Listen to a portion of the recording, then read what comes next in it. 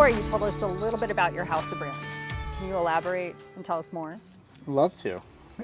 So when we started Seed and Spirit, we really looked at two different models. One is obviously, we have a Seed and Spirit bottle, and we release a bunch of products underneath that label. And we just found some shortcomings with that. Our future plans and the growth that we were hoping that are come down the road here fairly soon wouldn't really meet the supply that we were able to produce. So we went more with a larger distillery model, similar to a Heaven Hill or a Sazerac, where you have multiple brands housed under one distillery, and you produce the same recipes essentially, but the barrel will determine, the aging, the maturation process will determine which brand that goes to.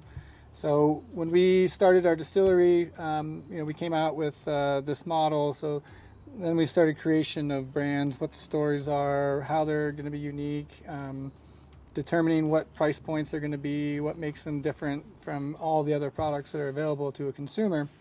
What we came out with was 4 different types of whiskeys and our Whiz-Cow. And our 4 whiskeys are Forged in Fire whiskey, which is our veteran supporting brand that we'll talk a little bit more about here shortly.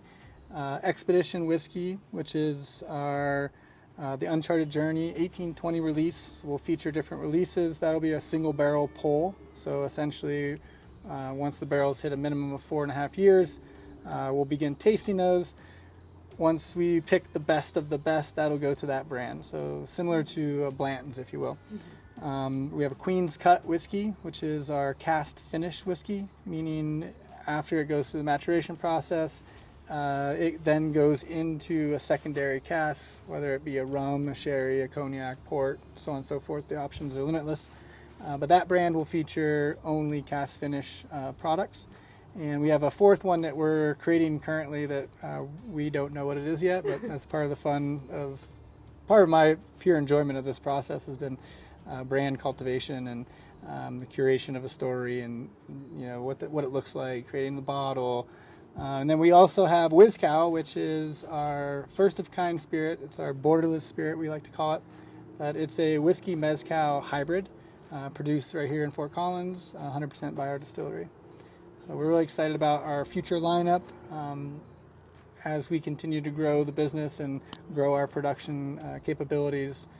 We feel that that's a really strong 5-product lineup that we'll continue to release different products through. Now, our Seed and Spirit bottle we will have, but that'll be a very limited at the distillery only type of brand. So you have to be part of the exclusive club that comes by the distillery and gets to know the brand as well as the business. So. Okay, so before we go to tasting, how about you tell us about your future plans? Well, we have big goals. When I started this, I not only wanted to come out with an entirely new model in the distilling industry, something that sets us apart, but also helps to create Colorado as a whole nationwide known whiskey. Yes. I think that the distilleries that are currently operating in Colorado are doing a great job. We got amazing awards coming down every year from some amazing distilleries that I applaud everyone's efforts in this. But we wanted to create a different model, and that model is cultivation of grain, malt house, malting all your grain in the house, producing juice, and really the end goal is to create an estate distillery. There's a handful of true estate distilleries in the United States, and our goal in the near future is to hopefully find the right farm property and build out a full campus where we're going to be a consumer experience, tourist destination, as well as just a beautiful place to come and learn how, from start to finish, from seed to spirit, whiskeys are made. And we really are trying to pioneer that, as well as get into the educational sector. We've been working with Colorado State University in trying to create a distillation offering from their university. So we actually, this coming semester, I'll be guest lecturing and guest teaching in a classroom at their current fermentation science department, and we hope to turn that into a classroom setting at our distillery campus. So yeah, we'll be in the next 5 to 7 years hopefully breaking ground, launching will be the first and only of its kind estate distillery that Colorado has ever seen. This is exciting. It's so different. It's so new. It's very exciting for me. It's something I've been thinking about, contemplating for 12 years plus now, and I think we have the right relationships. We have great connections with some great landowners, some farmers, all the way through into our distributors.